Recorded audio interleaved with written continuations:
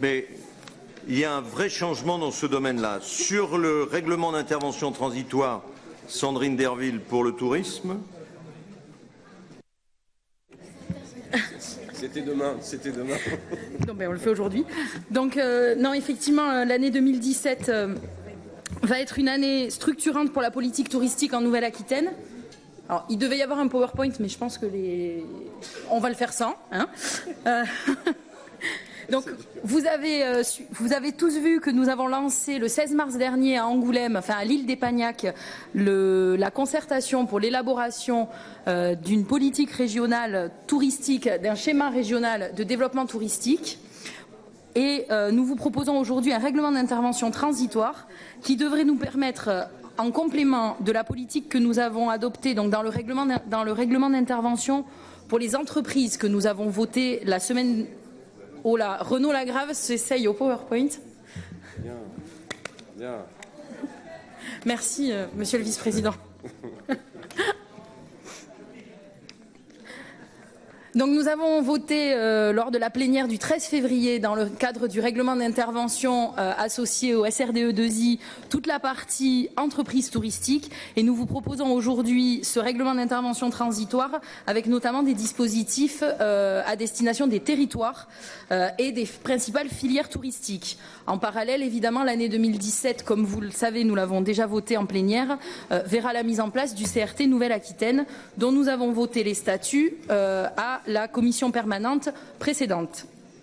Donc, les enjeux majeurs au niveau de ce règlement d'intervention transitoire, deux enjeux prioritaires, c'est d'abord de faire du tourisme un vecteur prioritaire de développement économique et de création d'emplois et d'engager une démarche, une nouvelle étape d'aménagement et d'attractivité de nos espaces touristiques en prenant en compte les enjeux environnementaux et la transition énergétique. Donc tout ceci autour de 6 principales orientations. D'abord assurer la compétitivité de nos entreprises touristiques par une montée en gamme de l'offre d'hébergement, une amélioration des services et la qualité de l'accueil.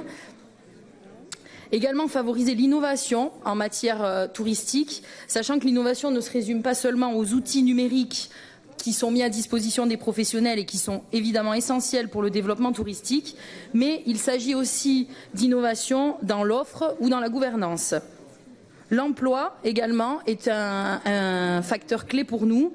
L'emploi au sens large, de la formation initiale à la professionnalisation de tous les acteurs, qu'il s'agisse des professionnels des offices jusqu'aux professionnels du tourisme. L'aménagement territorial sera évidemment au cœur de nos préoccupations puisque l'activité touristique permet soit de maintenir une activité sur certaines zones ou d'accentuer le développement économique dans d'autres. La mobilité au sens large devra également être prise en compte, le déplacement des touristes sur leur lieu de vacances, évidemment, l'accessibilité à nos territoires touristiques, mais aussi favoriser les intermobilités, les mobilités alternatives ou les mobilités douces. L'attractivité touristique de nos territoires est également un enjeu fort. Il s'agira de poursuivre l'accompagnement aux grands équipements, à des sites emblématiques ou au marketing, tout en prenant en compte la préservation des équilibres territoriaux et de la fragilité de nos territoires. Nous vous proposons donc un règlement d'intervention articulé autour de 3 axes prioritaires. Donc le premier axe, on peut passer de suite à la diapo suivante, il s'agit d'accompagner l'organisation touristique des territoires. Donc vous le savez, nous sommes en pleine période de post-loi NOTRe qui a redispatché la compétence tourisme et aujourd'hui cette prise de compétence est obligatoire pour les intercommunalités. Donc nous proposons un appel à projet régional qui permettra d'accompagner les territoires. Donc, après la définition d'un territoire de projet, nous leur permettrons de bénéficier d'un soutien à la fois technique et financier pour s'organiser touristiquement, pour répondre à leurs besoins, qu'il s'agisse des besoins des collectivités, mais aussi des acteurs privés. On vous propose, dans le cadre de cet appel à projet, d'aider la professionnalisation de tous les acteurs, la qualification de l'offre et notamment l'engagement autour de démarches qualité, je pense notamment aux écolabels, la définition et la mise en œuvre de stratégies digitales partagées et l'optimisation des ressources du territoire, notamment la mise en place de logiciels afin de lever une taxe de séjour, de régie publicitaire ou de groupement d'achat.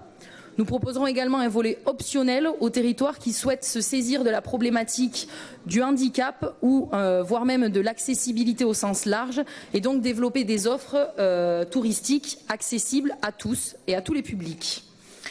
Le second axe de ce règlement d'intervention, c'est de valoriser nos espaces et nos filières. Donc, nous avons une région qui est particulièrement riche sur un plan touristique et patrimonial. Nous avons 4 types d'espaces que nous vous proposons d'accompagner de façon différenciée.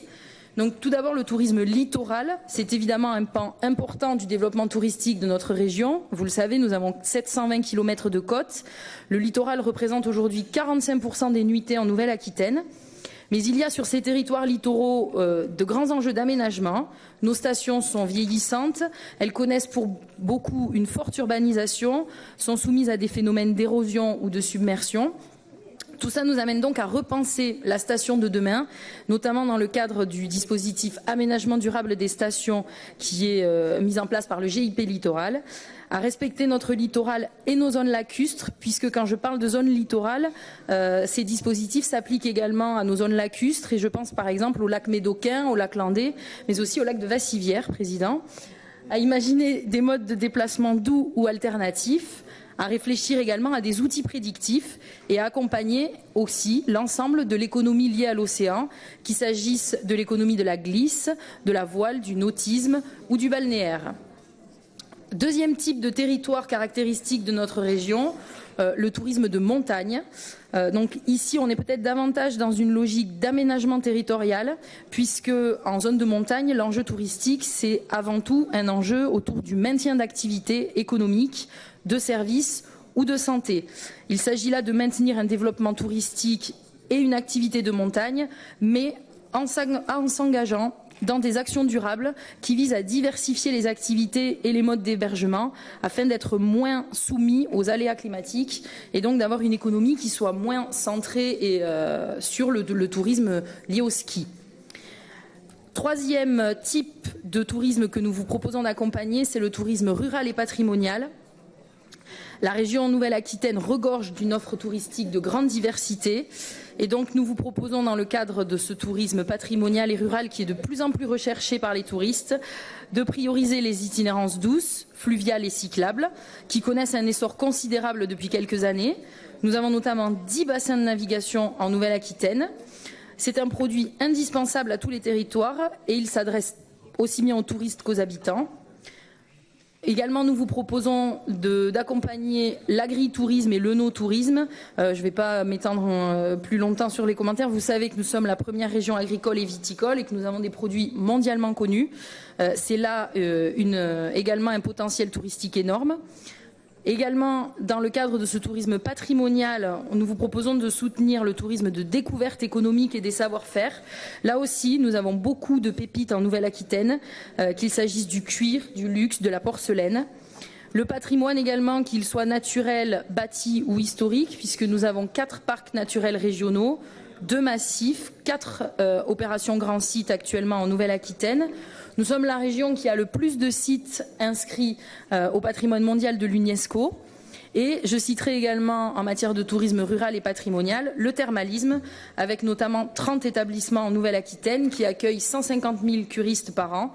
Voilà des dispositifs, vous trouverez dans ce règlement d'intervention des dispositifs pour accompagner ce type de tourisme. Autre pilier important, le tourisme urbain et d'affaires. Aujourd'hui, les agglomérations et métropoles développent de plus en plus d'offres touristiques et c'est un tourisme qui se développe énormément, mais ce sont également des portes d'entrée qui bénéficient de tous les accès, les aéroports, les gares, dont notamment la LGV. Ce sont pour nous des portes d'entrée importantes qui doivent pouvoir bénéficier aux territoires qui les entourent. Pour rappel, un touriste séjour en moyenne 1,4 à 1,6 jours en ville. Pour le reste de son séjour, il rentre dans les territoires intérieurs. 50% des touristes urbains sortent des villes. Donc l'enjeu, il est aussi là de développer une offre qui soit complémentaire entre les villes et les territoires alentours. Un autre enjeu fort de ce règlement d'intervention, c'est de soutenir l'emploi saisonnier. Nous avons reçu récemment les résultats d'une étude commandée avec l'INSEE autour de l'emploi saisonnier en Nouvelle-Aquitaine. Et cette étude démontre qu'il y a 146 000 saisonniers chaque année en Nouvelle-Aquitaine, dont la moitié dans le tourisme, une autre grosse partie également dans les métiers de l'agriculture. Cette étude va nous permet déjà de mettre en avant certains points. Ce sont des salariés qui sont plus jeunes, moins rémunérés que la moyenne, qui sont localisés essentiellement sur le littoral. Elle nous permet de définir des zones que vous voyez là sur la carte, des zones où se situent prioritairement ces saisonniers. Et donc nous vous proposons déjà certaines mesures, mais également dans le cadre de l'élaboration du schéma régional, de réfléchir à un plan régional des saisonniers qui nous permettra d'accompagner l'emploi saisonnier sur différents aspects. D'abord la formation et l'emploi, mais aussi le logement et la sensibilisation à la réglementation, au droit du travail, l'information, puisque ces salariés étant plus jeunes et moins rémunérés que la moyenne, il est essentiel de les accompagner et de les informer sur leurs droits. Malgré tout, un autre pilier très important pour nous, c'est de maintenir un tourisme solidaire, parce que certes, le tourisme est une industrie, mais c'est aussi un fait social. Aujourd'hui, plus de 40% des Français ne partent pas en vacances, 82% des cadres partent chaque année en vacances, seulement 47% des ouvriers. C'est un chiffre dont nous ne pouvons nous satisfaire et la Nouvelle-Aquitaine n'est pas... la Nouvelle-Aquitaine a les mêmes chiffres, hein, on n'est pas mieux lotis que les autres. Donc le tourisme social en Nouvelle-Aquitaine, ce sont 370 villages et centres de vacances, dont vous voyez la répartition sur la carte à l'écran, qui accueille chaque année 470 000 vacanciers et génère un chiffre d'affaires de 113 millions d'euros. Mais ça reste un parc qui est fragile, qui est confronté à des problèmes de mise aux normes et de réhabilitation. Donc nous vous proposons dans ce règlement d'intervention transitoire 3 axes majeurs. Tout d'abord un partenariat avec l'UNAT afin de réaliser un inventaire du parc dédié au tourisme social et solidaire. Nous vous proposons également des dispositifs d'accompagnement à la rénovation, des dispositifs d'aide à la pierre et aussi d'aide au départ pour les publics les plus fragiles. Enfin, pour finir, je vous rappelle les mesures que nous avons votées dans le cadre du règlement d'intervention lié au SRDE2I lors de la plénière du 13 février, qui concernent les hébergements touristiques, qui sont évidemment incontournables dans le choix de la destination. Donc nous vous rappelons dans ce règlement d'intervention transitoire les mesures votées lors de la dernière plénière qui nous permettent d'accompagner l'hôtellerie homologuée indépendante, l'hôtellerie de plein air, les locations saisonnières, mais aussi les villages de vacances, auberges de jeunesse, sur des aides au conseil, des aides à la reprise-transmission, à la modernisation, à la professionnalisation, mais aussi dans leur stratégie numérique. Voilà, Président, chers collègues, résumé assez rapidement ce règlement d'intervention qui est transitoire et qui sera évidemment amené à évoluer en fonction des réflexions que nous aurons dans le cadre de l'élaboration du schéma régional. Merci Sandrine, gros travail qui a été fait. Donc à partir de maintenant, on a ce type de dispositif qui sera transitoire et dans le même temps, vous pilotez une concertation sur la grande région avec les acteurs du tourisme et les collectivités qui sont engagées. Qui souhaitent intervenir sur ce règlement d'intervention? Il y a Régine Marchand. Alors, il y a Régine Marchand. Alors, il y a Monsieur Bello, Régine Marchand.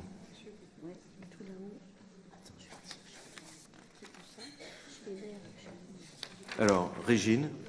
Oui, Monsieur le Président, mes chers collègues, nous voterons favorablement, bien sûr, ce règlement d'intervention, mais je voudrais souligner le fait de l'existence d'un grand et unique comité régional du tourisme de Nouvelle-Aquitaine, qui est aujourd'hui presque réalité, puisque le processus de fusion arrive à son terme.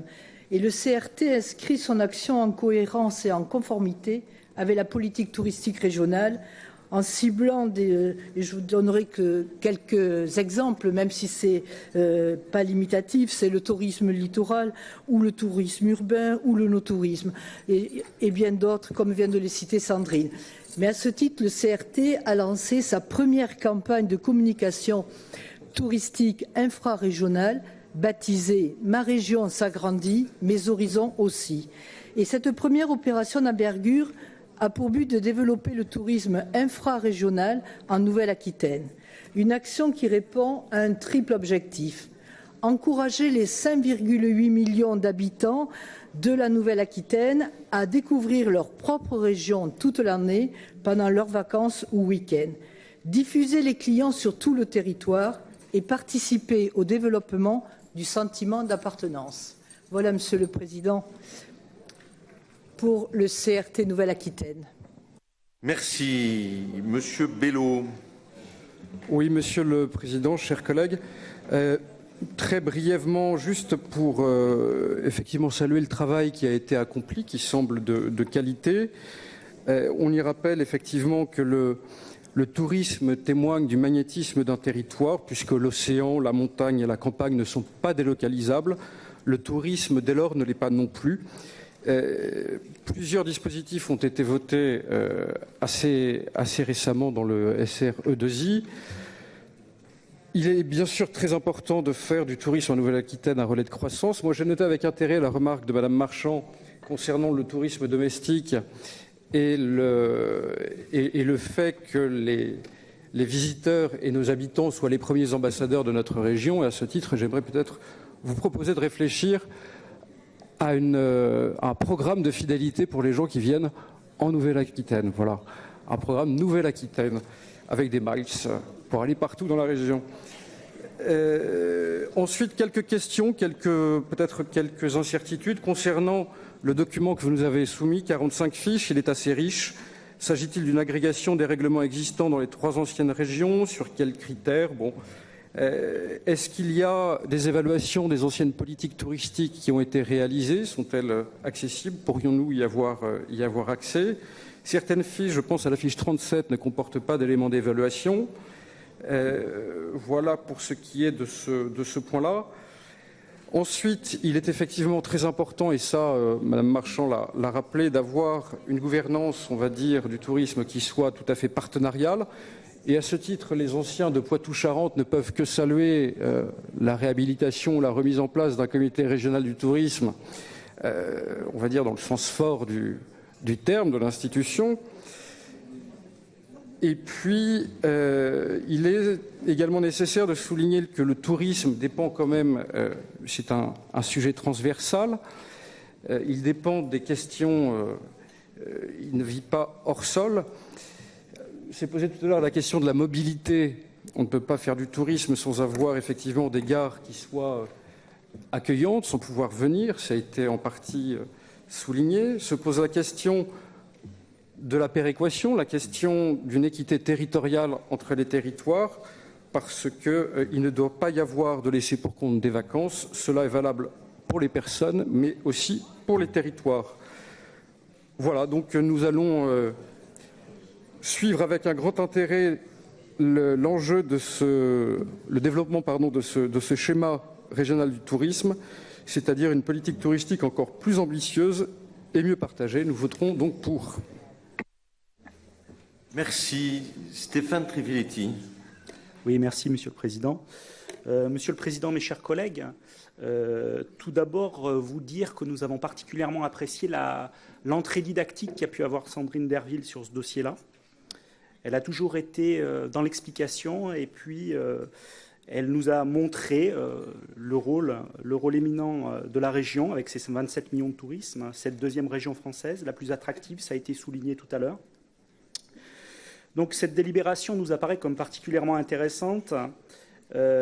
Toutefois, comme ce règlement est transitoire, nous tenons à apporter un certain nombre d'éléments pour la réflexion, éléments qui se veulent d'abord une prospective dans le cadre, y compris de la concertation.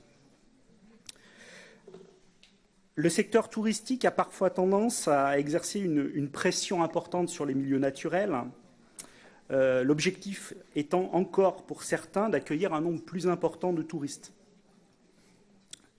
Il convient d'être particulièrement vigilant sur ce point, car si nous maltraitons notre environnement par certains comportements inconsidérés, nous risquons de tarir la ressource que nous voulons tous défendre. Par ailleurs, Il faut avoir une approche globale et transversale des enjeux environnementaux et sociétaux. Une approche que je qualifierais d'holistique, puisque nous ne sommes pas à l'extérieur de la nature, mais nous en faisons éminemment partie. Nouvelle-Aquitaine ne peut être seulement un terrain de jeu, c'est aussi notre bien commun à préserver et faire connaître aujourd'hui et demain. Par ailleurs, nous devons particulièrement être vigilants sur le suréquipement de certaines zones. Et j'ai entendu mon collègue, que je salue d'ailleurs, Nicolas Belot, parler à l'instant du croissance. Eh bien, nous croyons que la croissance touristique infinie dans un monde fini est une gageure. Et c'est pour ça que, concernant les pistes à venir, nous serons particulièrement vigilants, notamment par rapport aux entrées que nous devons réfléchir dès aujourd'hui concernant les impacts en ce qui concerne le dérèglement climatique ou encore l'effondrement de la biodiversité. Juste une petite anecdote, je sais qu'il est tard, mais sachez que sans doute nos enfants, et il y a un très bel article du Monde cette semaine là-dessus, nos enfants risquent de ne pas revoir au printemps les hirondelles. Donc ça, certes, il faut réfléchir à toutes ces problématiques et être en capacité aujourd'hui, surtout de diminuer, vous l'avez compris, notre empreinte écologique. Je ne reviendrai pas sur les problématiques liées au travail précaire. Je crois que Sandrine Derville l'a fait avec... elle l'a bien fait, tout simplement. Par contre, peut-être optimiser encore le tourisme en milieu rural, puisqu'on sait que de nombreux territoires sont accueillants et ne demandent en fait qu'à recevoir.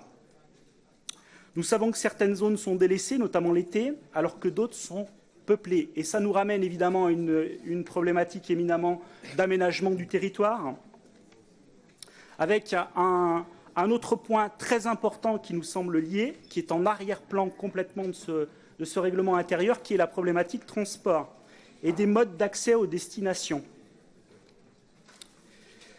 Nous pensons qu'il faut intensifier des modes d'accès doux et collectifs, ça a été souligné, mais dans ce cas-là, il faut aussi revoir, nous le savons, c'est d'abord l'automobile qui est le vecteur principal de la mobilité. Peut-être éviter à travers les investissements que nous pouvons faire au niveau des transports, à travers les aéroports ou les LGV. On est là sur un modèle de vacances, notamment l'été, qui favorise métropolisation, littoralisation, et puis bien entendu dans nos campagnes, effet tunnel notamment, et pollution, nous le savons. Donc une politique régionale à venir, il faudra réfléchir dans le cadre de cette concertation à bien favoriser ce que j'appellerais peut-être tout simplement une politique d'isotropie, c'est-à-dire où il y ait une égalité de chances entre les territoires touristiques. Je souhaite aussi brièvement revenir sur la question des normes et des règles, abordées dans l'annexe et les fiches mesures notamment. Il nous semble important d'encourager les bonnes pratiques en renforçant la politique régionale quant aux éco-conditionnalités. Ça nous renvoie dans le document aux annexes et les fiches dont on a pu parler tout à l'heure.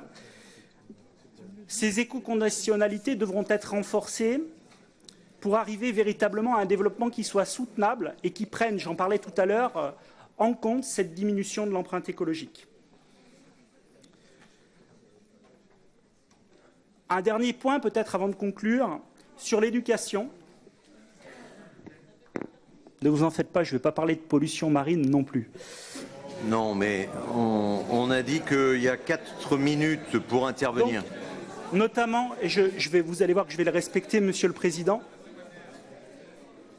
s'il vous plaît, là. Sur l'éducation et notamment l'éducation à un tourisme durable qui est d'abord une éducation à l'environnement. L'objectif étant l'émergence et mettre en parallèle l'émergence de comportements citoyens nouveaux et d'esquisser donc à terme les contours d'un tourisme qui soit plus respectueux de l'environnement, d'autant plus que nous disposons de règlements d'intervention nous permettant de lier, notamment à travers la politique éducation, nature, environnement pour un développement soutenable, ces enjeux-là. Alors oui, évidemment, nous voterons pour cette délibération parce que nous sommes force de proposition dans les mois à venir dans ce secteur clé de la transition écologique de nos sociétés. Pour finir, et je crois qu'il faut insister là-dessus, Alors, oui, pour finir, et ce chiffre, j'y tiens, il a été rappelé, mais de manière très rapide, parce que Sandrine Derville a voulu faire très vite. Je vous rappelle qu'il y a environ la moitié des Néo-Aquitains qui ne partent jamais en vacances. La moitié des Néo-Aquitains qui ne partent jamais en vacances. Cette question est un véritable enjeu, car songez que ces personnes qui aujourd'hui ne sont pas des touristes pourraient demain être les acteurs d'un tourisme à la fois plus égalitaire, plus respectueux de l'environnement, pour vivre et faire vivre notre bien commun qui s'appelle Nouvelle-Aquitaine.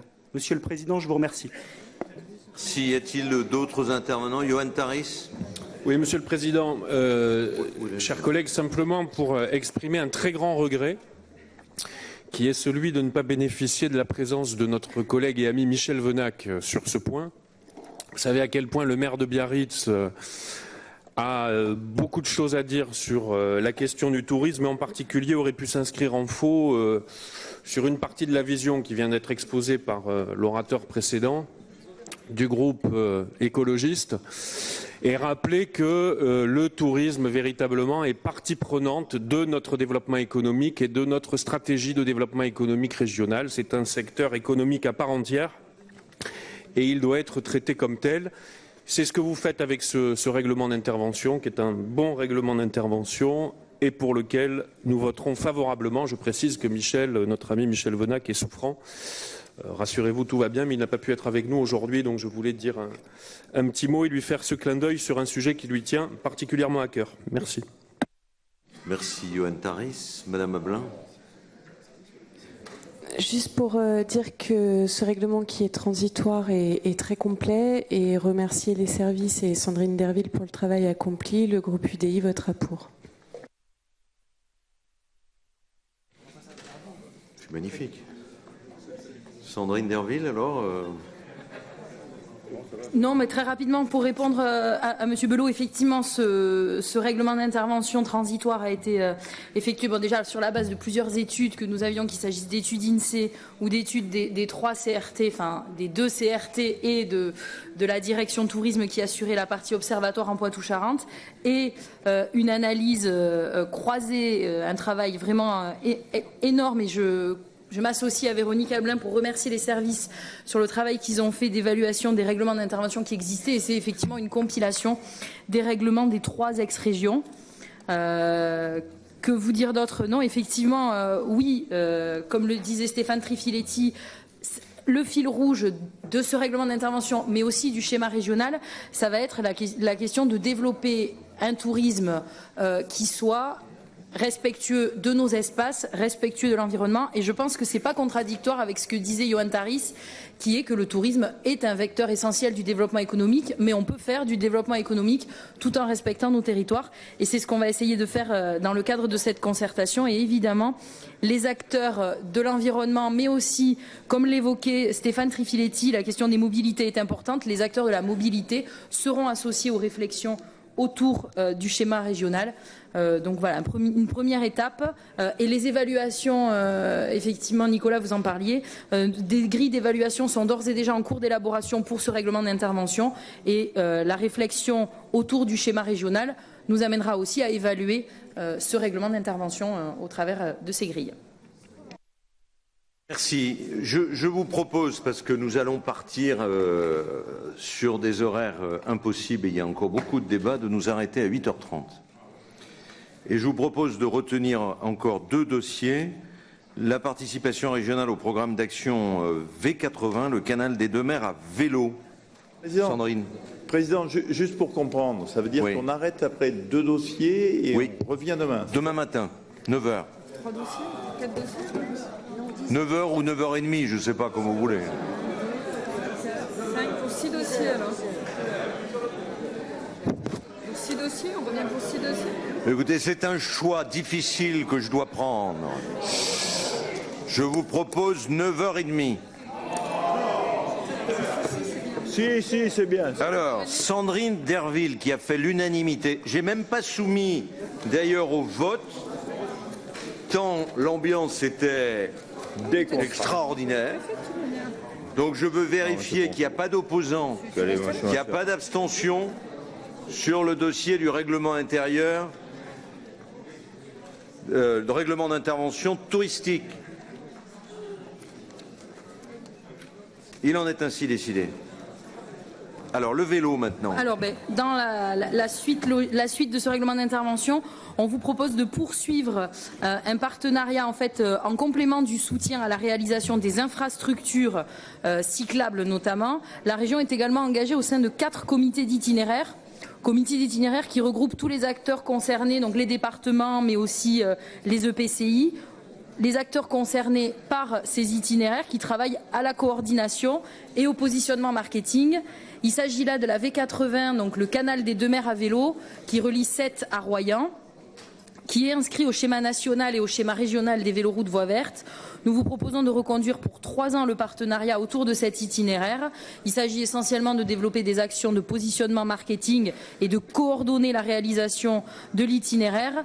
Et en termes d'engagement financier, il s'agit d'un engagement à hauteur de 10 000 € par an pendant 3 ans.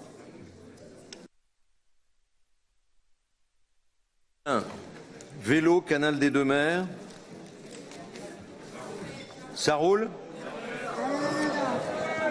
Oh, Monsieur le Président. Oh, c'est très facile quand même. Hein. Ça m'a été soufflé. Qui souhaite intervenir pour dire son opposition? Non, pas l'opposition. On n'oserait pas. Dites-moi. L'Amara, Front National. Oui. T'es dehors dans une demi-heure. Ah je sais où est le Front National dans cet hémicycle. Hein. Vous avez la parole. Je vous remercie. Monsieur le Président, mes chers collègues, l'exécutif régional qui nous a habitués à dépenser à profusion l'argent des contribuables de Nouvelle-Aquitaine serait-il devenu raisonnable au contact des élus du Front National? On peut le penser au vu de la modicité, 30 000 € sur 3 ans, de sa participation au partenariat du programme d'action de l'itinéraire Canal des 2 mers à vélo.